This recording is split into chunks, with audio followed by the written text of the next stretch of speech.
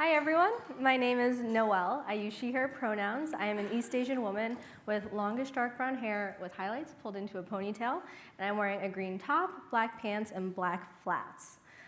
Today, I'm really excited to be sharing with you the top 10 lessons I've learned in launching and managing Carnegie Hall's TikTok account. So before we dive in, I'd like to take a couple moments to share a few things about myself. I've been a violinist since the age of 2. For as long as I can remember, writing and reading have always been my best subjects in school, and I identify as a zillennial. For those of you unfamiliar with the term, it's used to describe those of us who feel sort of torn between being Gen Z and being a millennial.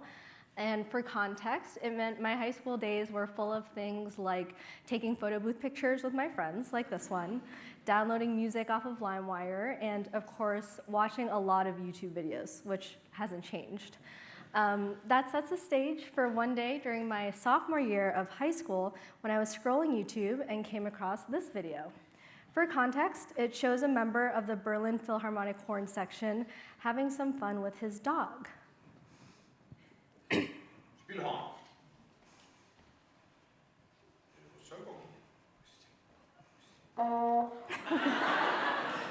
We'll come back to why it was this short video ended up having such a big impact on the rest of my life, but there was one thing made crystal clear to me in this moment, and it was that there are ways in which digital content and videos could make something like classical music more fun.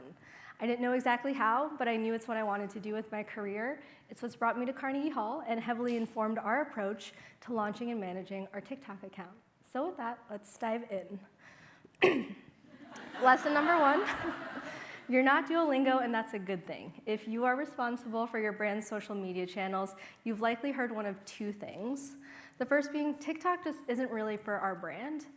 And the other being, can you make a viral video like this brand? For me at Carnegie Hall, I heard a little bit of both of these sentiments and from different stakeholders.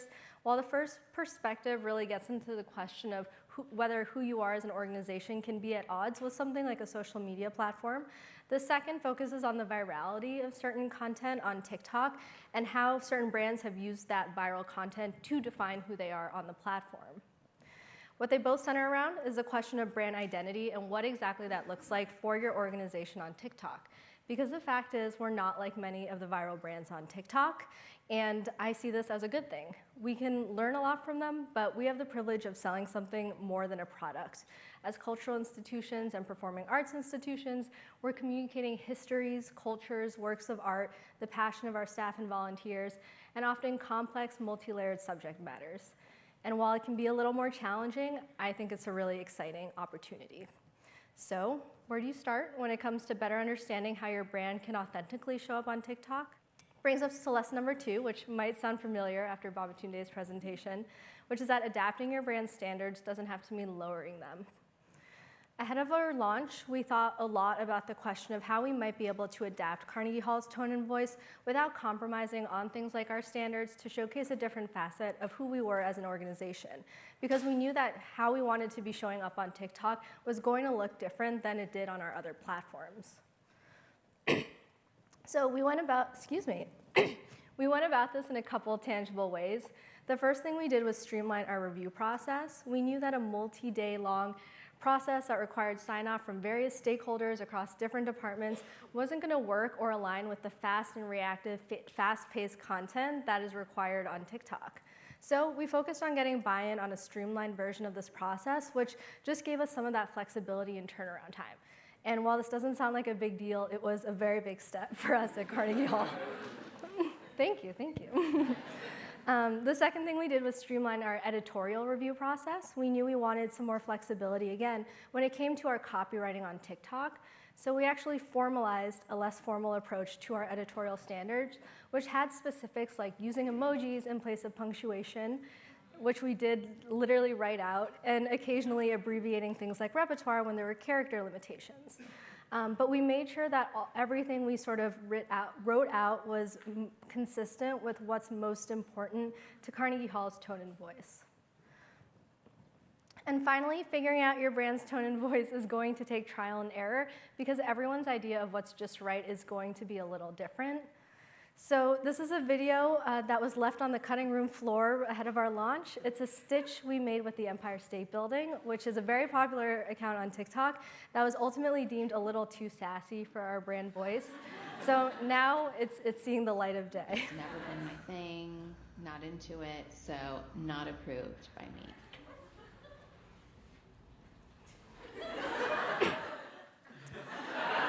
That's it. I'm glad that it got a good reaction here. So now on to the question of getting buy-in. Lesson 3 is to do so by educating and exciting everyone. It will undeniably take some time to get buy-in from the stakeholders you need it from, so here are a couple things that helped us throughout the process. We had a lot of meetings and gave a lot of presentations, but more importantly, and within these meetings and presentations, we took every and all opportunity to talk to people across Carnegie Hall in every department and every facet of our work about the ways in which short-form video content could help them achieve their goals. And surprisingly, it wasn't things like data or audience demographics that really spoke to people, although it's always helpful to have. They, like us, got excited about things like the unique storytelling opportunities video could unlock, the access to niche communities on the platform that are really excited about things like music education or classical music, the opportunity to showcase a fun and lighthearted side to who we are, and the ways in which TikTok would enable us to further our mission of providing the transformative power of music to people. Another thing we learned was that we already had a presence on the platform. These are some examples of content audiences created, which highlighted a single concert that took place at the hall before we ever had a TikTok account. And they highlight Jessica Vosk's Carnegie Hall debut. So if you're in the phase of making the pitch to join TikTok at your organization, try looking into what's already out there. Chances are it can help you hone in on the perspective you want to lend to the existing conversation or how you might be able to stand out. So now that you have your brand, tone, and voice documented, a good idea of what your review process looks like, and you know where to start when it comes to getting buy-in, how do you actually get started with launching on the platform itself? For me, it was the hardest part of the whole process, and it brings us to lesson number 4, which is it's okay if you're having trouble getting started.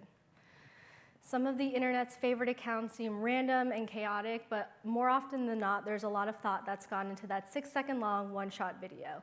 So if you're anything like me and you struggle with just jumping in or just doing it, I would encourage you to see being a planner as an asset as opposed to a drawback when it comes to succeeding on TikTok. Looking back, I just wish I would have embraced this sooner. So a couple things I would have told myself at the beginning of the process. Start with a schedule, but don't feel stuck to it. We were constantly adjusting and reprioritizing, and being more flexible or lenient with things like our posting schedule wouldn't have detracted from the overall quality of our content. You all heard from Lena earlier, and TikTok really is unique in that they have staff and resources set up specifically to support cultural and nonprofit organizations on TikTok.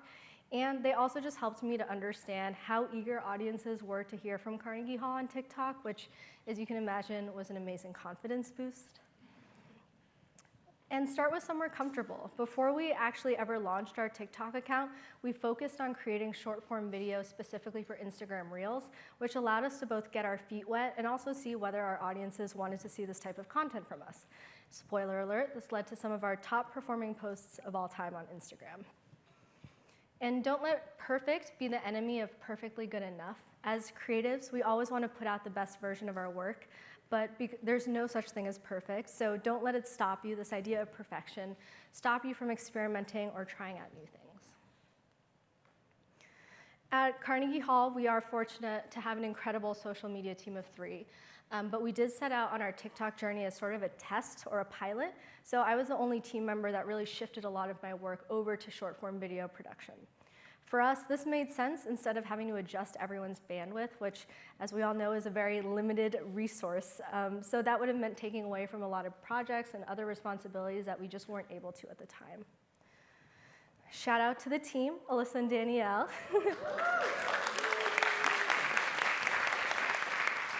We are still learning and figuring out how to make space for something as time-consuming as short-form video, and it truly is a daily balancing act. But no matter your team size, I found that people at Carnegie Hall, and I'm sure at your organizations as well, are really excited about the opportunity to contribute to short-form video content or help be part of the process that gets those videos up into the world. So I would encourage you to consider the different skills and talents people at your organization and maybe outside your social or marketing team might have that you could build into your process. My hope is that the wins and challenges that we've experienced can help teams of any size just better understand how TikTok as a platform and short-form video as a content format can help you best achieve your organization's goals, mission, and success, because like people have said earlier, that's going to look different for every organization. This is another one I struggled with a lot. As someone who got into this space because I like being behind the camera as opposed to in front of it, I was terrified that the thought of having a successful account meant either having to like find a lovable mascot or being the face of Carnegie Hall on TikTok. And I'm here to reassure you that that's not necessary. While it can be helpful, don't let it stop you from telling the stories that your audience wants to hear. I do want to note, however, that there is a level of publicity that comes with putting out your work, and in my case, my voice, onto the internet on a regular basis. In this case, I recorded a voiceover for a certain video while recovering from a cold, which got the internet all riled up, as you can see here. So while being it wasn't too bad, but while being publicly visible can be really exciting for some people, don't be afraid to like take a step back or just say, I need another day to probably recover a little more from that cold. If you don't feel comfortable with something, and this goes beyond voiceovers, but just being on camera, because it's never worth not being comfortable. So now that your launch strategy is in a good place, we have to talk about content production, which brings us to lesson number 5. Content pillars are simply the best. So what is a content pillar? It's defined as a set of themes or topics that you consistently create, discuss, or amplify posts around. If anyone remembers the days of #ThrowbackThursday, that's a perfect example of a content pillar. And we found that they were crucial to our internal content production process in more ways than one. Working in content pillars allowed us to better structure our brainstorming. It saved time during the review and the production processes. It created consistency within our videos and also sort of created a framework through which we could test and compare similar videos. Externally, they set you up for creating playlists, something that becomes available to your account once you reach 10,000 followers on TikTok. Audiences love playlists because they're a great way for them to find content they're most likely already going to be interested in, and they can be a helpful tool in positioning yourself as a leader or subject matter expert in different topics. So, as we considered our brand identity and core stories, what we anticipated audiences wanted to see from Carnegie Hall, and also what was just manageable and feasible to our team at this time, we decided to focus our launch and really most of our early content around 3 content pillars. The first was the physical hall, as we knew we wanted to find a way to invite audiences, no matter where they were in the world, into the Carnegie Hall and experience our physical space in some way. This was through highlighting things like our 3 different halls, the views from different vantage points in our Stern Auditorium, and inviting them backstage to see the hall from a different angle. And I know this video is going to look familiar, but we're just going to play it one more time. Ever wondered how our photographers are able to capture shots like these? When our hall looks like this, here's a hint. See that small hole right over there? It's actually built just for taking photos and videos. Backstage, there's a hidden door that opens up into a small space just for our photographers. From the unique vantage point, they're able to capture that iconic angle looking out into the hall.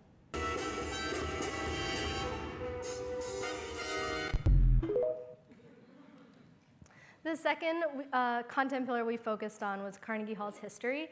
We worked closely with our incredible archives team to pull stories from across our history that we felt represented the breadth of our history. This video in the middle was our top performing of this Carnegie Hall history content pillar with over 70,000 views, and it tells the story of Judy Garland's Carnegie Hall debut. One thing to note, and one thing that I love about this video, is that there aren't actually any videos in this video. It's created using a voiceover, photos from our archives, and public domain imagery to bring you into the hall and what it was like that night. Here's a glimpse into one of the most iconic nights in Carnegie Hall history, Judy Garland's debut.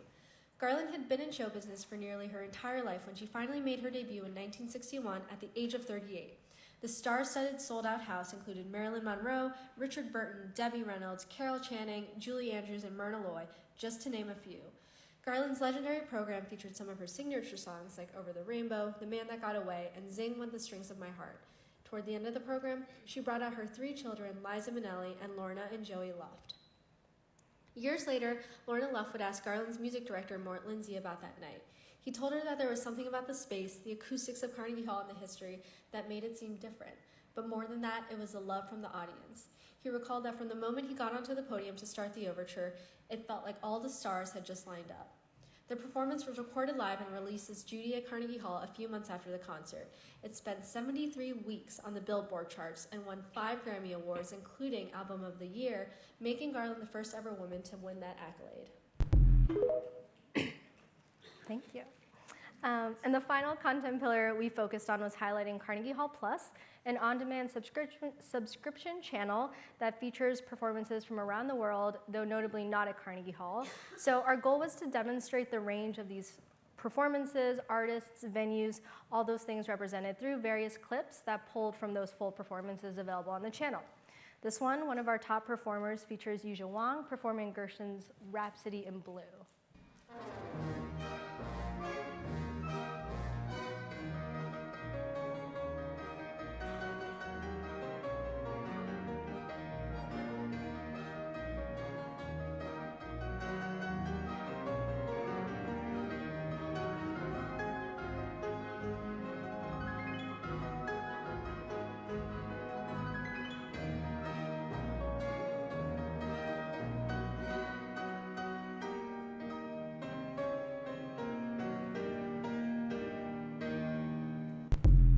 So good. So in addition to working in content pillars, we found that embracing the 3 R's, reduce, recycle, reuse, a super helpful tool when it comes to ideating new content, especially when you're strapped for time and resources. One of the greatest opportunities in starting a new channel is that you're going to be able to reach new audiences with stories they've never heard about your brand before, even if you've already told them on your other platforms. So start with your greatest hits and reuse photos, videos, or other ideas or concepts that have been successful on your other channels. Just be sure that you're adapting them to look native to TikTok, since it'll go a long way in signaling both to your audience and the algorithm that you're creating content custom for the channel. This is an example of a clip that we had already posted to all our social channels, but reused ahead of the Succession finale earlier this year. To the earlier points about tying them to trends and stuff, all we added was a bit of on-screen text, and it's one of our most successful videos with over 50,000 views.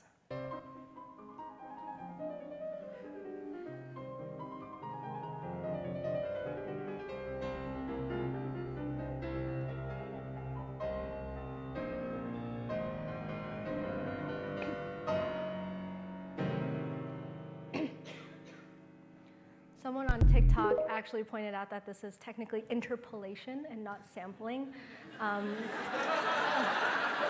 which I looked it up, they're correct, so I stand corrected. But. Second is to reduce non-essential work. So while everyone's following on their account is going to look different, I'm constantly reminding myself and our team of the fact that only about 4 to 5% of our TikTok audience is actually in the New York City area. So anything that's like hyper-local messaging or urgent or time-sensitive or includes just a very specific message is something that's not gonna really be worth investing a lot of time or resources into. So consider opportunities for storytelling that may be equally, if not more impactful, and just take less work. This is an example of a video from one of our Musical Explorers education events. For context, I created a different version of this video that was like 90 seconds long, had a whole script about the learning process and all the different facets that we involve in this program. And this version ended up having 10 times the amount of views. So I'll just play that quickly.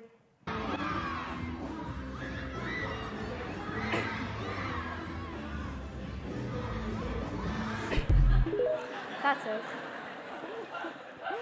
Thank you.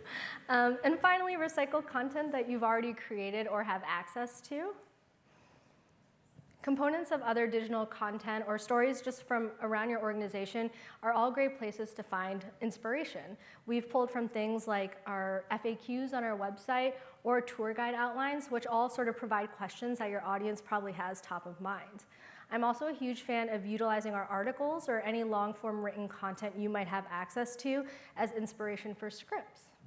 And a quick note about scripts, not every video needs to have one, as you saw the last one definitely did not, but they are great for creating a narrative arc and making sure you're fitting all the key information you want into a short amount of time. They're also very useful if you're thinking of delegating work, since one person can write the script, another person can edit it, and someone else can read it. This is an example of an article that we had on our website that describes Carnegie Hall's acoustics and how they came to be. To create a video, we just condensed this article into a 1-minute long script and added over some B-roll that we already had of the hall. How did Carnegie Hall end up with its legendary acoustics? 1. Research. At Andrew Carnegie's request, William Burnett Tuthill, lead architect, amateur cellist, and first-time concert hall designer, toured Europe and studied various concert halls to see what made their acoustics the very best. 2. Keeping it simple. Tuthill deliberately chose to keep the hall's styling and decorative elements simple, elegant, and functional. A smooth interior, flowing shapes, and a series of half domes with a dome ceiling help prevent the direct reflection of sound. 3. If it ain't broke. Throughout the decades, curtains, backdrops, and panels have been added to the stage area that have affected the sound. All of these have since been removed so you can experience the hall's sound as Tuthill intended. Violinist Isaac Stern once said, "Everywhere in the world, music enhances the hall, with one exception. Carnegie Hall enhances the music." So whether you're stuck in a creative rut or how to approach engagement on the platform, which I know Babatunde mentioned earlier, I found lesson number 7, when in doubt, nerd it out, to be helpful in many ways. I was nervous about how to find a brand, tone, and voice that both represented Carnegie Hall, but was colloquial enough to meaningfully engage regularly with audiences and other accounts on TikTok. And I found that leaning into who I am, an orchestra nerd with a soft spot for brass instruments, was a really useful guiding star. So staying true to how you represent your brand and its voice just makes it a lot easier to regularly engage with your audiences and cultivate that famous TikTok community. Second, nerd out on your organization. Think about everything that makes the place that you work awesome, or what initially drew you to your organization in the first place. Consider talking to people who have been there the longest, or people who work on the ground and regularly interact with your in-person audiences. Walk through your museum, sit in on a class, or attend a concert. These are all great ways to get inspired. This video came about as I was just going on a walk through our offices and started chatting with our archives team about the pink chairs in their office, because pink is my favorite color, as you can see here, and that inspired this video. The 2,804 red seats in Stern Auditorium Perlman Stage are one of Carnegie Hall's most recognizable features, but they weren't always that way. In 1891, they were pink, or to be more specific, a color we call Old Rose. These seats from row B, made from the same mohair fabric we use today, were removed during renovations in 1966 and restored in 2003. Today, they're on display in our Rose Archives research room. Nerd out with your audience. By far, the most successful comments and engagement we've seen on the platform is when we're just totally geeking out with our audiences about things like classical music. It's super fulfilling to feel that genuine sense of community and know that people are really excited and engaged with both the content you're creating and your brand as a whole. One of our top like comments is this one from that video we saw earlier of Yuzha Wang, where we just reminisce with someone about that gateway to classical music piece that I think many of us can relate to. And TikTok is also all about community, and one of the easiest ways to gain inspiration and spread awareness of your account is by interacting with other brands. I mean, what better motivation than show it off besties is there? This is from a video that our friends at the American Museum of Natural History posted. So just by leaving this comment, we've interacted with another account, we have a new content idea, and we know that 10 people want to see what our archives room looks like.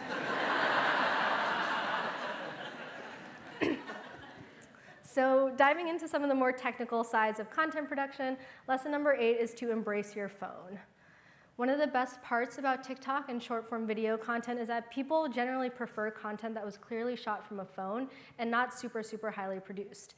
But you should still aim to get clear and stable footage whenever possible. When it comes to capture, just get really familiar with your phone camera and all its settings, and be sure you're just using those to the fullest of their extent. I always recommend capturing more than you think, so go after all those different angles and perspectives. You never know when some footage will come in handy, but when you do that, it's also very easy to get disorganized very quickly. So I would just recommend finding a system that works for you and your team of keeping everything organized. Our team uses a lot of albums and shared albums, so we can kind of share and collaborate that way. A stabilizer is also a great tool for ensuring all your footage is usable. There are a lot of fairly affordable options that are great on the market, but one of my favorites is a gimbal, which is particularly great if you're covering things like live events, or we recently used one at our opening night when we had a red carpet and there was a lot going on, and it's just a nice way to make sure that all your footage is going to be usable. When it comes to editing, we have used Premiere, but we're increasingly just working in CapCut, which is an app that's compatible with both Instagram and TikTok, so you won't be penalized for using it on any of your platforms. It's free and it has all the capabilities you could possibly need to put together a really great video. The closed captioning functionality, which is being demoed here, is also really great and a best practice I'd recommend for a couple reasons: for accessibility, for SEO, and also just because a lot of people watch videos without their sound on. We also utilize commercial music from both TikTok and CapCut's libraries, which I know Lena mentioned earlier, so this all sounds familiar.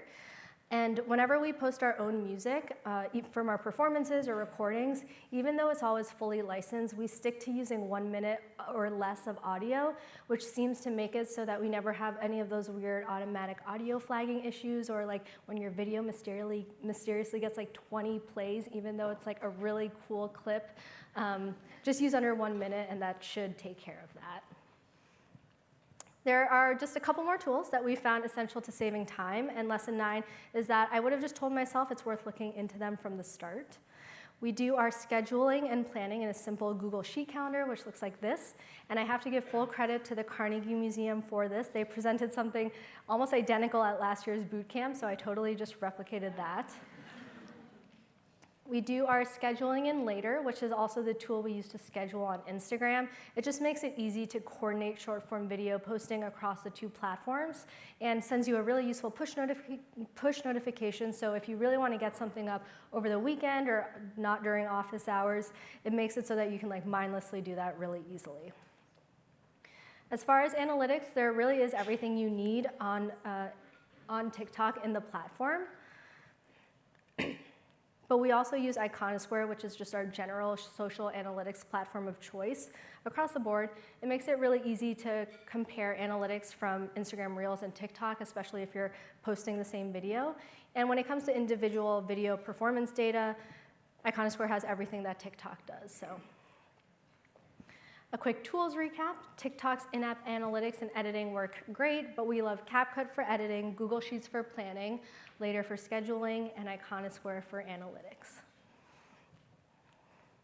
And that brings us to lesson number 10. It's just another platform. We've learned a lot about TikTok in the past year, but we're continuing to learn and grow the longer we're on the platform. For example, you can see that our follower growth has actually plateaued quite a bit, and right now it's because we're focused on finding a sustainable cadence and production workflow that works for our team and our evolving responsibilities. It's a continued process, and with all of social media, not something you can hack or master, so just as the platforms and audience change, we need to adapt as well.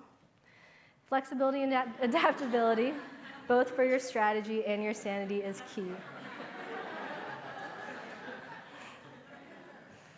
So a quick recap in useful bullet point form, because I know we covered a lot in a short amount of time. These are the top 10 lessons I've learned after launching and managing Carnegie Hall's TikTok account. So starting a new channel is exciting. Use it as an opportunity to dig deep into who and what your brand or organization is, and consider how you might be able to adapt your brand standards without lowering them, just to best fit TikTok as a platform. Lesson number 3 is to get organizational buy-in by educating and exciting everyone whenever possible. Lesson 4, don't let perfect be the enemy of perfectly good enough, and start testing on Instagram Reels. It's a great way to get started. Lesson 5, utilize content pillars during the video brainstorming process, especially ahead of a launch. And lesson number 6 is to turn to existing content for inspiration. Lesson number 7, when in doubt, nerd it out, and make sure to leave time and energy to cultivate that joy that you have for the work and your organization and the work that it does. Lesson number 8, the tools you need are on your phone. Be patient with yourself, but don't shy away from learning new skills. Lesson number 9 is it's worth investing time and finding ways to save time. And number 10, embrace flexibility when it comes to your goals and expectations. And 2 bonus takeaways for anyone who's not fully convinced that your brand should at least look into being on TikTok.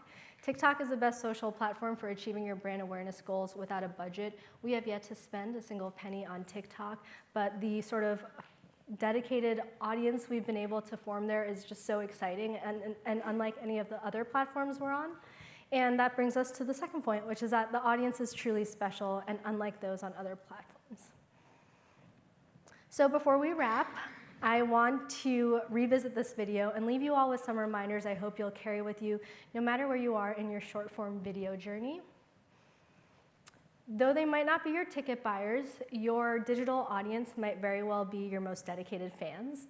And content that brings you joy is most likely going to do the same for your audiences, so have fun.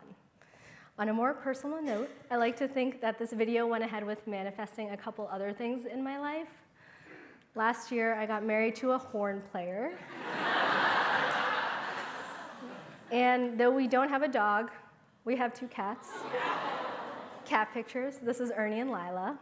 And while they don't play his horn, they do like to take naps in his horn case. I am, however, still waiting on the universe for that trip to Berlin. Thank you.